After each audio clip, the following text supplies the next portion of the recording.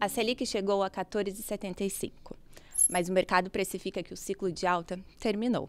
E como isso pode afetar os seus investimentos? E como os gestores da BTG Pactual Asset Management estão se posicionando? Confira agora no BTG Asset Talks. E para esse bate-papo, dois cariocas aqui pela primeira vez no BTG Asset Talks, Rodrigo e Marcelo. Bem-vindos. Muito obrigado, é um prazer. Obrigada a vocês. Bom, eu não vou fazer essa apresentação, eu gostaria que vocês se apresentassem aqui pra gente, começando por você, por favor, Rodrigo, e depois a gente vai entrar um pouquinho aqui no carro-chefe de vocês, que é o Clave Alfa Macro também. Tá, joia. Bom, eu tenho quase 30 anos de profissão, sou economista por formação, meu primeiro estágio, emprego já foi no mercado financeiro. Eu, como boa parte dos gestores independentes hoje, boa parte da carreira se deu em banco de investimento, né? Eu trabalhei muito tempo no Credit Suisse, que comprou o Banco Garantia, que era parra e competidor do Pactual. Trabalhei na mesa proprietária muito tempo, né? A organização das tesourarias eram por classe de ativo, então fui chefe da mesa de juros muito tempo, depois de câmbio, e terminei como tesoureiro. E em 2005 eu fiz a migração para a indústria de fundos, e desde então estou fazendo esse trabalho, fazendo gestão de multimercado macro em gestoras independentes. Perfeito. E atualmente o CIO aqui da estratégia Clave Alfa Macro, o CIO. Depois a gente explica um pouco como é que a gente organiza o risco e divide o risco. Perfeito. Marcelo. Bom, obrigado pelo convite. Eu comecei a carreira no Banco Icatu, no Rio, na mesa proprietária também, acho que é uma escola parecida com a do Rodrigo, né? Na época Pactual, Garantia, Icatu eram os bancos que todo mundo que queria entrar no mercado financeiro, queria começar a sua carreira. Depois de um tempo eu fui para o mercado de Wealth Management no Credit Suisse, fiquei alguns anos lá, e depois me juntei ao Rodrigo, de 2013 para 2014, num processo de fundação de uma gestora com foco no produto que deu origem ao Clave Alfa Macro, e estamos juntos desde então, enfim, aprendendo todo dia e trabalhando juntos há bastante tempo. Já são 12 anos, né? Eu gostaria então, já que você comentou aqui sobre o Clave Alfa Macro, né? O que é esse fundo aí que tem o melhor risco-retorno do mercado? A concepção do produto, na verdade, ela vem já há bastante tempo, desde a época do Polo Macro, que eu lancei esse produto lá na gestora Polo Capital. A ideia sempre foi ter um produto um pouco menor, mais nichado, para ter flexibilidade para poder operar qualquer classe de ativo, né? A gente tem um diagnóstico que, por sucesso, vários gestores ficaram muito grandes, né? E operar de forma eficiente, Brasil, por exemplo, que é um mercado menor, né, com menos liquidez, se tornou um desafio. A gente não queria ter esse desafio, né? A gente sempre primou para poder operar qualquer ativo, inclusive Brasil, de forma eficiente, com agilidade, né? Então, tamanho sempre foi uma questão importante para o produto, tá? É um produto que nasceu com capacity em torno de 6, 7 bi de reais. Outro ponto importante, a gente tem uma vol relativamente alta para o padrão da indústria, a vol média é 6%, 6,5%, mas com uma distribuição gorda em relação, com relação a esses 6% de média. Então tem períodos que a gente roda com a vol mais baixa, que a gente não enxerga muita assimetria, tem períodos que a gente roda com a vol mais alta, bem mais alta do que os 6%, com períodos que a gente enxerga muita assimetria. Além disso, é um produto que é bastante diversificado, a gente nunca concentra as fichas numa estratégia só. O padrão do portfólio é ter 10, 12 estratégias, né? Obviamente tem as que a gente atribui mais risco, mais peso, mas tem estratégias secundárias, tem hedge, tem uma presença quase que constante de estratégia de valor relativo também, isso é uma diferenciação importante. A estratégia de valor relativo são aquelas estratégias que você não depende da direção do mercado, né? Você está buscando extrair alfa de um mispricing relativo entre classes de ativos ou entre instrumentos da mesma classe de ativos, né? Então a gente faz isso com frequência. Acho que isso que explica muito a correlação muito baixa do produto com a indústria, né? Com uma atribuição de risco e retorno também diferenciada. Para complementar o Rodrigo, quer dizer, ele desenhou esse produto, a concepção ela é antiga e a gente vem tentando juntos, né, com um time que trabalha junto há bastante tempo, sempre tentando melhorar, tentando aprimorar o modelo, né? E a indústria de fundos ela tem características do produto que são muito dependentes ou que são dadas pelo DNA do gestor, principalmente do CIO, mas pelos gestores que compõem aquele produto. Então, existem produtos no mercado em que todo o processo de decisão ele é consensual. Existem outros fundos no mercado que o desenho do produto é para que nenhum dos gestores se falem para evitar a correlação. A gente tem um modelo em que o Rodrigo é o CIO, ele tem a maior parte do risco do fundo, mas a gente tem outros gestores cobrindo cada uma das classes de ativo que a gente se julga ter competência para poder cobrir, para que esse processo ele torne o acompanhamento de mercado mais profundo e que o Rodrigo, como CIO, possa maximizar as posições e aumentar o risco do fundo quando fizer sentido no book e a gente tiver um consenso em relação ao cenário. E outra coisa que é importante também, a gente dá muito valor para análise fundamentalista. A gente tem uma equipe de análise de economistas, um investimento que a gente tem feito há bastante tempo. Na parte de ações a gente está cada vez melhor também, mas na parte macro, que é a origem principal do produto, a gente tem um time que acompanha a gente há bastante tempo. Então, isso é parte fundamental do processo de investimento. A gente pode falar mais de detalhes depois do processo, se for interessante, mas acho que isso define bem como é o produto hoje. Muito bom, muito obrigada aí pela breve explicação. A gente já entra um pouco mais em detalhe do produto também. Só gostaria de fazer um paralelo aqui, porque eu comecei falando sobre o cenário, né? Vocês concordam de que realmente esse ciclo, ele terminou, o ciclo de alta da Selic, ele terminou? Talvez seja a volta dos multimercados, talvez seja o momento dos investidores voltarem a olharem para produtos que têm um pouco mais de risco, que seria o caso aqui do Alfa Macro? Eu acho que sim. O nosso cenário base, por toda a indicação de comunicação oficial do Banco Central, é de que esse ciclo muito provavelmente acabou. Não dá para descartar 100% mais alguma alta, né, na próxima reunião do Copom, mas o cenário base é realmente que parou, né? E é natural, quando isso acontece, principalmente nesse nível de taxa de juros que é extremamente restritivo, o mercado começa a operar a próxima derivada, que é a queda, né? Tanto é que você citou no começo que o mercado já precifica quedas, né? Tem uns 200, 250 bases mais ou menos de queda precificada na curva. Então, naturalmente, cria-se demanda por ativos de mais risco, né? Bolsa, multimercado, acho que isso é um processo natural. A gente tem uma visão, do ponto de vista do ciclo de política monetária, que vai ser difícil o Banco Central conseguir cortar o que está na curva até o final desse governo Lula, tá? A gente julga que as projeções atuais do Banco Central elas estão defasadas, deve ter mais uma revisão da curva de hiato do produto para cima, em função dos estímulos que o governo está implementando na política fiscal, creditícia principalmente, e as projeções do Banco Central tendem a piorar. Além disso, o ponto de partida da inflação, tanto a inflação corrente quanto expectativas, é um ponto de partida ruim, né? A inflação está muito acima da meta, então a gente não enxerga muito espaço, principalmente em função da função de reação do governo, né, de sempre querer estimular com outras políticas que não a política monetária, a economia, e acaba atrapalhando muito a política monetária. Então a gente é cético com relação a essa precificação do mercado hoje, que o governo vai conseguir, o Banco Central vai conseguir cortar o juro nessa magnitude até final de 2026, mas a gente vê muito valor na parte intermediária da curva de juros, principalmente na curva de juro real, tá?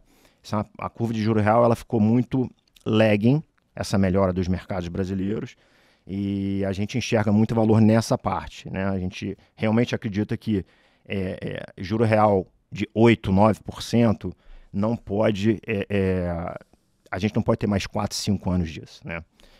Independente do resultado da eleição, a gente acha que o outcome final para juro real vai ser um juro real mais baixo, ou via mais inflação, ou via corte de gasto e queda de juro real de equilíbrio, né? Então, a gente gosta bastante dessa parte intermediária da curva de juro real. Eu gostaria de entrar um pouco mais nos detalhes, nos diferenciais em relação ao Alfa Macro, tá? E gostaria que vocês reforçassem, porque ele pode ter exposição ali de geografia, Brasil e internacional, mas o principal foco é Brasil. E dado que a gente está falando aqui de um cenário local, então queria trazer um pouco dos diferenciais, quais são os principais pontos aqui, principalmente em relação ao Brasil. Eu acho que hoje em dia o mundo é conectado do jeito que é. Obviamente todo mundo tem um dever, né, fiduciário até, de acompanhar todos os mercados. Mas a gente julga que a capacidade de processar a informação, de manter uma análise no detalhe, ela acaba tendo um viés geográfico por natureza, né, pela própria construção do produto. Mas a gente opera, enfim, ativos líquidos em diversas geografias também. Desculpa um parêntese, mas historicamente, pega 15 anos de cota que a gente tem, a atribuição de risco é 50% global, 50% Brasil. Então é bem meio a meio. O que acontece é que aquele ponto que a gente colocou na diferenciação do produto, a gente quer poder operar Brasil grande na hora que a gente achar que tem assimetria no Brasil, entendeu? E a característica dos produtos que a gente opera no Brasil, por exemplo, o Rodrigo mencionou valor relativo, tem uma presença importante no fundo ao longo da história, né? E aí essa proximidade, eu falei do fundamento, né, que é uma variável importante no nosso processo de investimento, mas isso engloba também questões técnicas do mercado, né, de liquidez, quem são os participantes, qual a estrutura daquele mercado. Então a gente tem uma certa vantagem, talvez competitiva, estando no Brasil operando ativos aqui, mas nada impede da gente operar ativos globais. Com relação tem um ponto importante também, quer dizer, complementando a parte inicial, que eu acho que é um diferencial importante do produto. A gente busca o tempo todo a assimetria, né? O que na nossa cabeça é a definição de assimetria? É basicamente o que está implícito no preço de diversos ativos que a gente consegue acompanhar e cobrir, versus cenários econômicos plausíveis, né? E no plural de propósito, porque a gente nunca faz essa contraposição de preço com relação ao cenário que a gente julga que tem maior probabilidade de acontecer. A gente leva em consideração as caudas também. Então é como se fosse um valor esperado de cenários econômicos, isso que a gente contrapõe com o que está implícito no preço de vários ativos. Então quanto maior a dispersão percebida, né, maior a simetria, em tese, maior a alocação de risco, maior a chance de gerar alfa nas estratégias. Então, o que o Marcelo falou, quer dizer, a gente é basicamente um produto fundamentalista, uma análise fundamentalista por DNA, nesse princípio, quer dizer, a contraposição de cenário macroeconômico com preço de ativo. É isso que a gente faz 24/7, assim, o tempo todo, né? E vocês estão vendo, na verdade, o mercado, né? Ele está vendo algumas preocupações em relação à inflação, a como que o Brasil vai se posicionar em relação ao mercado internacional também. Como que vocês estão se posicionando dentro do fundo frente a algumas incertezas? A gente tem uma visão global de que, a despeito dessa confusão de tarifa, né, comercial imposta pelo Trump, que certamente vai criar um cenário de inflação maior no curto prazo nos Estados Unidos, mas eventualmente menor no resto do mundo, as políticas monetárias elas estão relativamente restritivas em geral, e no médio e longo prazo, dado que expectativas ainda estão ancoradas, né, a gente deve ter uma convergência gradual da inflação para as metas. Tá? Então a inflação deve continuar caindo passado essa mudança de preço relativo que as tarifas estão gerando, né? Dito isso, quer dizer, tem uma variável importante a ser monitorada, que é a questão fiscal. O problema fiscal não é só do Brasil, né? Vários países estão com dívidas muito altas, com uma derivada de dívida muito ruim, e com problema de gasto obrigatório, né? Envelhecimento da população. Então, isso é uma variável que tem que ser acompanhada, provavelmente vai ser refletida em maior prêmio de risco na parte mais longa da curva, portanto, um serviço de dívida que está maior também, né, o que piora a dinâmica de dívida. Então, é uma variável importante a ser monitorada. Do ponto de vista mais cíclico, a gente acha que a inflação, passado essa turbulência desse ano, ela deveria convergir gradualmente para as metas. Tá? E vocês estão planejando aí uma gestão mais tática, mais diversificada? Como que está em questão de portfólio do fundo? Nesse ano, assim, dada a volatilidade dos mercados, né, a gente tem atuado de uma forma mais tática, sim. Tá muito difícil, como a gente, né, talvez tenha falado já algumas vezes, mas não custa enfatizar, assim, o nosso processo de investimento ele depende muito da nossa capacidade de tentar traçar algum cenário, e o horizonte de investimento ele vai mudando de acordo com a nossa capacidade de traçar esse cenário macro ou não. Como as variáveis elas estão muito incertas, o processo de decisão de interferência nas políticas econômicas, elas vêm às vezes por um tweet, né, uma mensagem. Na entrada do governo Trump, né, isso ficou muito nítido, muito aparente. Isso acaba provocando muita incerteza no mercado. É muito difícil você ter, como o Rodrigo mencionou, quando a gente traça, a gente tenta achar assimetrias no mercado, nessa etapa do processo de você traçar o cenário, acaba que a incerteza fica muito grande. Então, não é muito comum você ter uma confiança ou posições muito grandes nesse cenário. Então, a gente tem trabalhado de forma tática. E tem um aspecto importante também, que além das tarifas, esse processo que a gente está vivendo pode ser uma mudança de regime importante no equilíbrio geopolítico, no modelo econômico, né, que vem, que a gente cresceu acostumado com essa hegemonia dos Estados Unidos, do dólar. A globalização, né, o dólar como sendo a moeda de poupança do mundo, os ativos americanos, de forma geral, atraindo muito capital. Então, a gente está no processo de digestão ainda o que impacta os mercados, o que é permanente, o que é temporário. Né? Se tiver uma eleição dos Estados Unidos daqui a alguns anos e os democratas voltarem, o que fica e o que não fica? Então, é muito difícil você traçar cenários muito longos. Outra variável que é importante, aí já entrando direto em mercado e posições, uma das características desse processo que a gente está vendo, dessa mudança de regime, foi as pessoas no mundo inteiro, todos os tipos de poupadores, reavaliarem um pouco qual o percentual da sua poupança que elas querem ter numa moeda, querem ter em ativos dolarizados. Né? A gente não acha que da noite para o dia vai sair, enfim, não acabou o excepcionalismo americano a ponto de todo mundo desistir de investir em ativos americanos. Não é isso que a gente está dizendo. Mas nesse momento da conversa, que a gente está... isso começou a acontecer, na verdade, desde a guerra da Ucrânia, quando teve o bloqueio de ativos americanos, né, dos russos. Então, isso já começou a gerar uma preocupação no mundo em relação à quantidade de poupança que concentração em dólar. Então, esse é um ponto que a gente tem olhado. E nesse processo, a gente começou a ver uma rotação de investimentos, mesmo que seja muito pequena ainda, vis-à-vis o que pode ser, dado o tamanho da poupança global, mas o Brasil, por exemplo, tem se beneficiado um pouco desse processo. Né? A gente não teve, dentro do universo, né, dos países que foram afetados pelo aumento das tarifas, o Brasil e alguns países da América Latina acabaram ficando relativamente bem.